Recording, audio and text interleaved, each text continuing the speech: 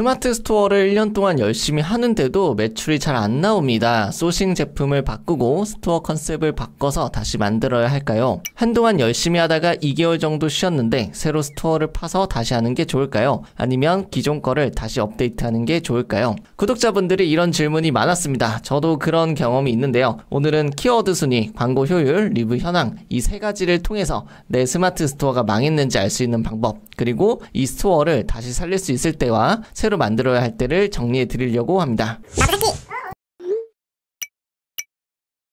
안녕하세요. 돈 버는 기술 알려드리는 마부사키입니다. 오늘은 제가 수많은 스마트 스토어를 직접 해보고 컨설팅한 사례를 바탕으로 어떨 때 내 스토어가 망했다고 판단을 할 수 있을지, 그리고 이를 어떻게 해결해야 할지 말씀을 좀 드리도록 하겠습니다. 이 영상을 보시고 이제 새 스토어를 파야 되는지 아니면 기존 스토어에서 개선해도 되는지, 그리고 새로 시작한다면 어떤 주의사항들이 있는지 한번 파악해 보시면 도움이 많이 되실 겁니다. 우선 내 스토어가 망한 것 같다 라고 판단할 수 있는 지표는 크게 세 가지라고 볼 수가 있습니다. 첫 번째는 이 노출 순위고요. 두 번째는 광고 효율, 그리고 세 번째는 리뷰의 현황을 보시면 됩니다. 내가 키워드에서 노출이 되고 있는지, 되고 있다면 이 순위를 체크해야 되고요. 광고를 집행을 하고 있을 때 노출이 되고 있는지를 체크하셔야 되고, 리뷰에서 부정적인 리뷰가 노출이 되고 있는지, 이렇게 세 가지를 저는 지표로 봅니다. 우선 첫 번째부터 볼게요. 일단 기본적인 공통점이 뭐냐면 제일 많이 실수하시는 게 키워드에 대한 순위 체크를 안 한다는 거예요. 근데 이게 스마트 스토어뿐만 아니라 뭐 블로그든 뭐든 다 중요한데, 네이버를 할 때는 키워드가 거의 순위랑 동일하다라고 보시면 돼요.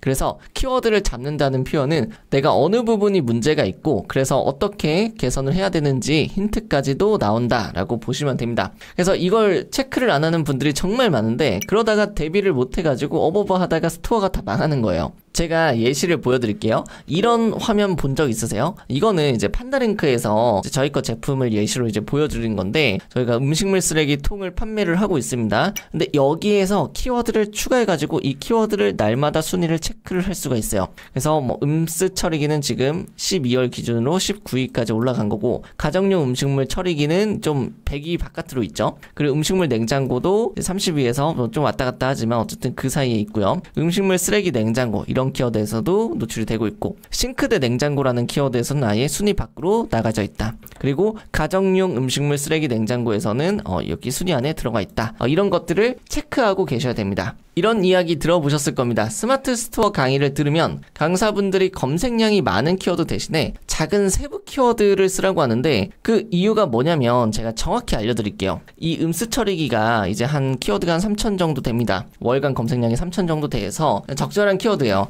여기서 상위 노출이 될 수가 있어요. 근데 다른 키워드들 보면은 싱크대 냉장고 이런 거는 내가 잡을 수 있는 키워드도 아니지만 검색량이 많은 편이에요. 그렇기 때문에 이런 키워드로 내가 상품명에 적혀져 있으면은 당연히 SEO나 이런 거에 좋지가 않겠죠. 그걸 기본적으로 알고 있는 상태에서 스마트 스토어를 운영을 해야 돼요. 키워드 순위를 체크할 수 있는 사이트는 뭐 판다랭크, 아이템 스카우트, 셀링하니 이런데 아무 데서나 보실 수가 있고요. 처음에 어차피 무료로 보실 수 있으니까 그걸 잘 활용하셔서 보시면 좋을 것 같아요. 기본적으로 우리가 알아야 되는 개념 중에 하나가 스마트 스토어에는 최신성 가점이라는 항목이 있습니다. 그래서 처음에 상품을 등록하고 한 2달 정도는 상위에 노출되기가 쉬운 편이에요. 그래서 노출이 되어야 되거든요. 근데 노출이 안 되는 분들이 있단 말이에요. 쇼핑 검색 랭킹 구성 요소에 보면 적합도, 인기도, 신뢰도 이렇게 있고, 적합도와 신뢰도는 사실상 상품을 등록할 때 영향을 미치고, 그 이후부터는 인기도 싸움인데 여기에 최신성이라는 게 있습니다. 제가 이걸 풀 건 아니어서 빨리 넘어가자면, 어쨌든 인기도는 클릭수나 찜수, 판매 실적, 리뷰수, 최신성의 가점을 받아서 등록이 되는 건데, 그래서 이 최신성 가점을 받을 수가 있어요.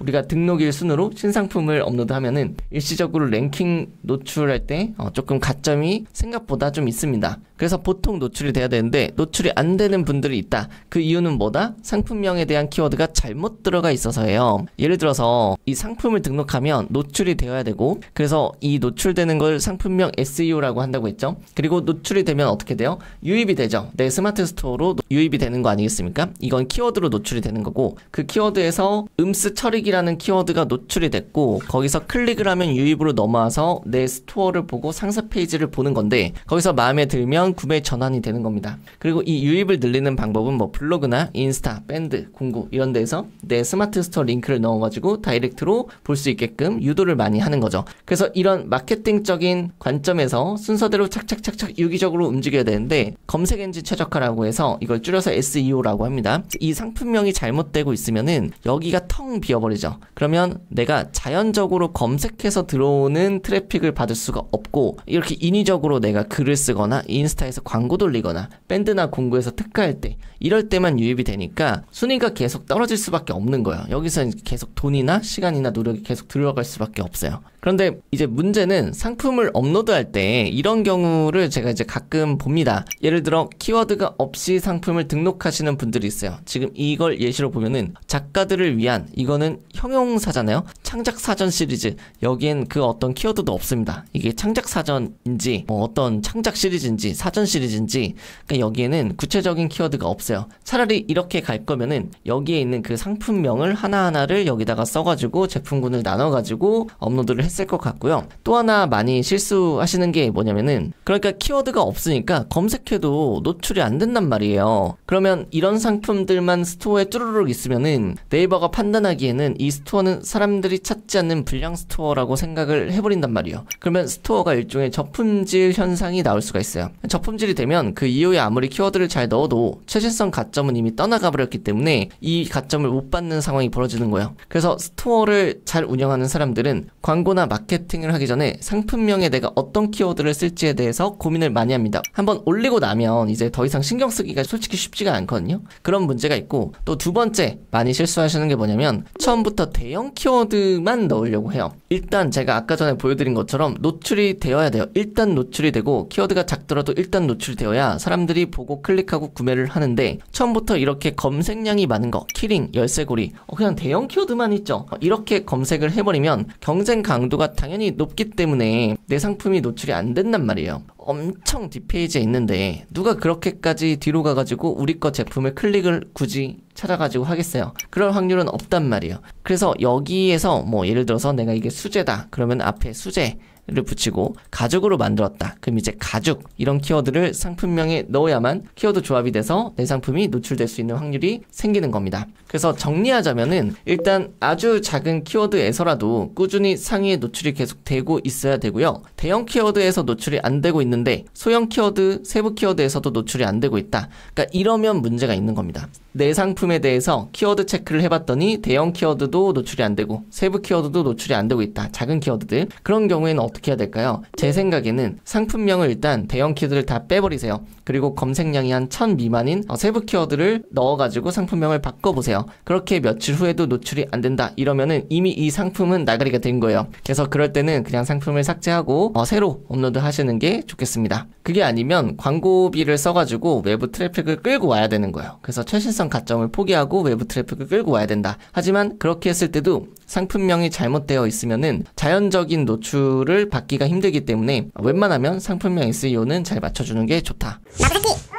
두 번째는 광고 품질 지수를 확인하는 방법입니다. 네이버에서 할 수 있는 광고는 여러 가지가 있습니다만 스마트 스토어를 기준으로 말씀을 드리자면 가장 많이 하기도 하고 효율도 괜찮은 게 이 쇼핑 검색 광고라는 거예요. 이 광고를 잘 보시면 여기에 품질 지수라는 게 있거든요. 이 품질 지수를 보면은 이게 꽉 차 있는 분이 있어요. 이렇게 7개까지 다 꽉 차 있는 분들이 있고 또 어떤 분들 보면은 이게 다 회색깔로 변하고 한 칸짜리로만 채워져 있으신 분들이 계세요.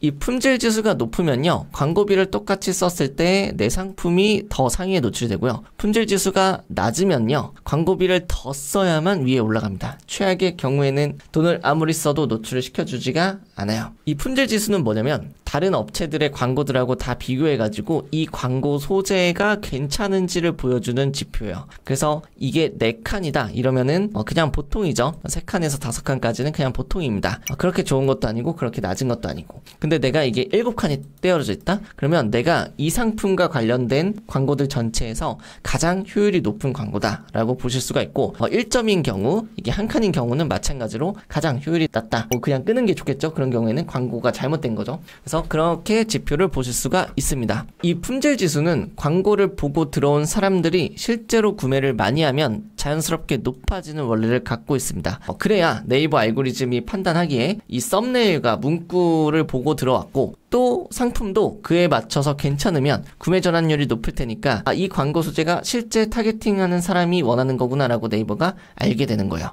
그러니까 상품을 찾는 사람들에게 이 광고 소재가 적합하구나를 알 수 있는 일종의 지표다라고 보실 수가 있습니다. 이렇게 품질 지수가 낮게 되면은 돈을 아무리 써도 광고에 유입이 안 되기 때문에 계속 악순환에 가게 되는 거예요. 실제로 스마트 스토어 가이드에 보시면 이렇게 적혀져 있어요. 품질 지수 막대가 1개에서 2개다. 사실 이런 경우에는 이제 광고를 그냥 안 하시는 게 낫습니다. 내가 뭔가 상품에 대한 소구점을 잘 모르고 있는 거죠. 3개에서 5개가 이제 기본이에요. 처음에 설정하면 이 정도 되고요. 6개에서 7개 정도를 목표로 해서 움직이셔야 된다. 그러면 메리트가 뭔가요? 6개에서 7개까지 올라가면 노출 순위가 올라가요. 그래서 동일한 입찰가일 때 내가 조금 더 위에 올라갈 수 있고 광고 효과가 높다. 이거는 이제 그냥 우리 소재가 잘 먹힌다는 뜻이고 광고비가 낮아질 수 있다. 이것도 마찬가지로 실제 품질 지수가 높을수록 실제 지불하는 광고비가 낮아지도록 이렇게 방식을 적용하고 있다고 합니다. 그러니까 내 스마트 스토어를 망했는지 보려면 아까 전에 얘기했던 거는 첫 번째가 키워드를 검색했을 때 자연스럽게 들어오는 자연적인 그 오가닉이라고 하거든요. 그래서 오가닉 트래픽이 어느 정도 있는지 체크를 해보는 거고, 두 번째는 이제 광고, 제일 만만한 게 쇼핑 검색 광고 다들 하시니까 여기서는 우리 광고 품질 지수가 괜찮은지, 이건 돈을 쓰는 거니까. 근데 돈을 쓰는 것도 품질 지수가 낮아서 유입이 안 된다 이러면은 이미 벌써 2개의 큰 문제가 있는 거죠.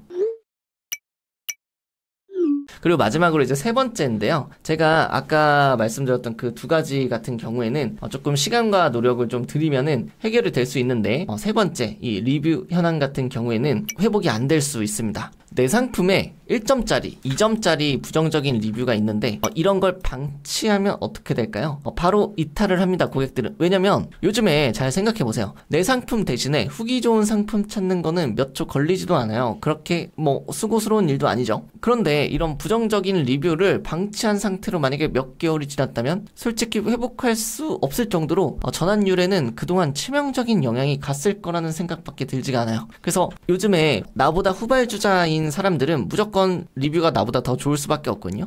그래서 새로 상품을 올리면 다 5점, 낮아도 4.5점 막 이런 식으로 되거든요. 이렇게 해서 올라오는데 내 상품은 3점, 4점 이 정도 되어 있으면은 고객은 거들떠도 보지 않고 다른 상품으로 이탈을 하는 겁니다. 그래서 리뷰 관리를 당연히 할 필요가 있고, 이걸 기억하시는 게 좋을 것 같아요. 1점하고 2점 리뷰는요, 여기 상위에 노출이 잘 됩니다. 그래서 거의 모든 사람들이 한 번씩 이걸 눌러봅니다. 그렇다는 것은 조금 다르게 생각을 해보면 리뷰에 댓글을 단다는 것도 무조건 한 번씩 본다는 거잖아요. 그죠? 판매자가 쓴 글도 무조건 한 번씩 봅니다. 그럼 우린 여기서 한 번 더 전환율을 높일 수 있는 방법을 고민해 볼 수 있는 거예요. 그게 하나의 광고판이라고 저는 표현을 합니다. 제가 강의할 때 항상 강조하는 것 중에 하나가 리뷰의 대댓글은 하나의 광고판이다 라는 이야기를 합니다. 그래서 평점은 무조건 여러분 4.5점 이상으로 맞추셔야 돼요. 이건 그냥 디폴트 값이에요. 안 되면 어떤 식으로든 올리시는 게 좋고요. 제가 이런 경우를 또 이제 가끔 봐요. 판매자 입장에서 억울한 거예요. 근데 그렇다고 고객 탓을 하면 안 돼요. 잘 들어보세요. 예시를 잘 한번 볼게요. 감정적인 대응을 한 건데 여기서 제가 얼음골 사과를 검색을 해봤더니 어떤 사람이 이렇게 좀 기분 나쁘게 썼어요.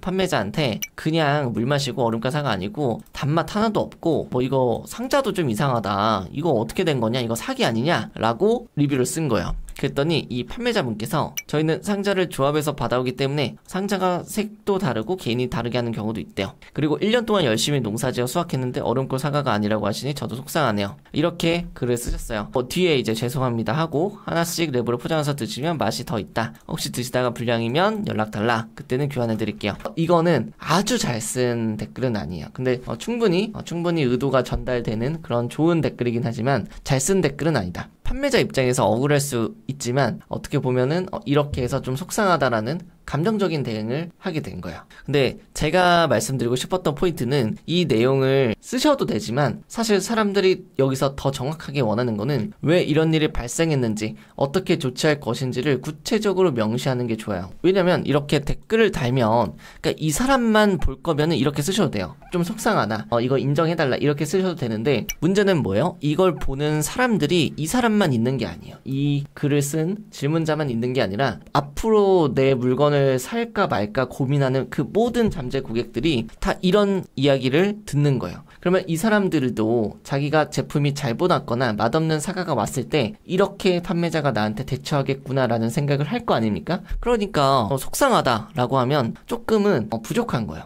사람들이 듣고 싶어 하는 건 이런 내용이에요. 왜 그런 일이 발생을 했을까요? 제가 알기로는 이런 초록색 상자다, 혹은 단맛이나 사과향이 느껴져야 되는데 그렇지 않았다. 이거에 대해서 왜 이런 일이 발생했는지를 설명해주고, 그래서 내가 어떻게 조치할 것인지를 구체적으로 쓰기를 원하는 거예요, 사람들은. 그래서 잘 쓴 스토어의 답글들을 좀 많이 보신 다음에 이걸 좀 약간 복사 붙여넣기 하셔가지고 필요할 때마다 꺼내가지고 보시면 도움이 많이 될 것 같아요. 이건 좀 잘하는 스토어에서 제가 갖고 온 건데, 전자기기예요. 전자기기인데 여기다 이렇게 똑같이 또 안 좋은 댓글을 남겼단 말이에요. 1번, 2번, 3번, 4번, 5번, 6번 장점이 뭔지 모르겠다. 마음 같아서 반품하고 싶다. 1년간 구입한 물건 중 최악이다.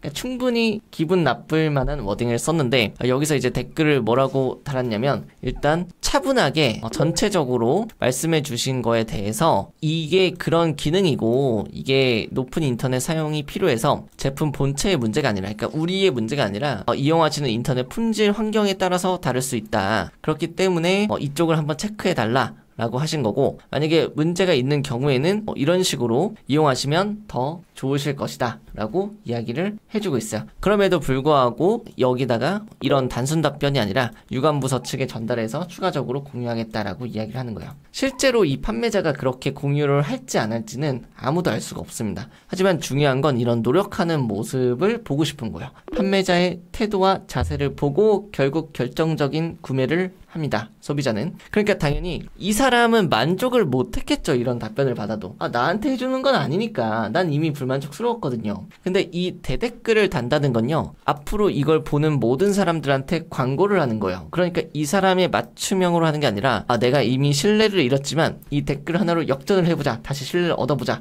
이런 목표를 갖고 다시 블라블라블라 이렇게 쓰는 겁니다. 이해되셨죠? 그래서 이걸 본 잠재 고객은 신뢰가 가는 거예요. 이 사람이 잘못했나 보다, 이렇게 생각을 하게 되는 거예요. 그래, 우리 집 인터넷 환경 빠르니까 그냥 사보자, 이런 식으로 생각을 하게 되는 거예요. 이게 이제 마케팅에서 구매 전환율을 올리는 방식이에요. 이게 깨진 유리창의 법칙이 있다 보니까 리뷰 1점짜리의 대응을 잘못하면 거기에 좀 휩쓸려요. 나도 불만족스러우면 막 이렇게 안 좋게 글을 쓰기도 하고, 그러다 보니까 절대 방치하지 마시고 이렇게 제가 아까 말씀드린 거 있죠. 왜 이런 일이 발생했는지, 그리고 어떻게 조치할 건지, 이런 것들을 구체적으로 명시하는 것이 좋습니다. 실제 그렇게 하지 않더라도. 그래서 결국에는 이 세 가지를 보시고 판단하시면 돼요. 만약에 이 세 가지가 다 안 좋으면 내 상품에 리뷰가 좀 쌓여 있더라도 결국엔 광고비를 쓸 때마다 효율이 안 좋아지기 때문에 그냥 과감하게 삭제를 하시고 새로 런칭하시는 게 좋을 것 같고요. 리뉴얼 했다, 이런 식으로 런칭하시면 더 도움이 많이 되실 겁니다. 만약에 체크를 해봤더니 세 개 다 안 좋은 게 아니라 이 중에 하나만 안 좋다 라고 하시면 상품을 삭제할 이유까지는 없는 것 같아요. 그냥 스마트 스토어 계속 운영을 하시면서 이제 원인을 아셨으니 체크해서 개선하시면 도움이 충분히 되시리라 생각을 합니다. 자, 그럼 오늘 제가 알려드린 꿀팁들을 잘 활용하셔서 매출 도움이 되셨으면 좋겠고요. 오늘 영상 여기까지고 다음 영상에서 뵙도록 하겠습니다. 감사합니다.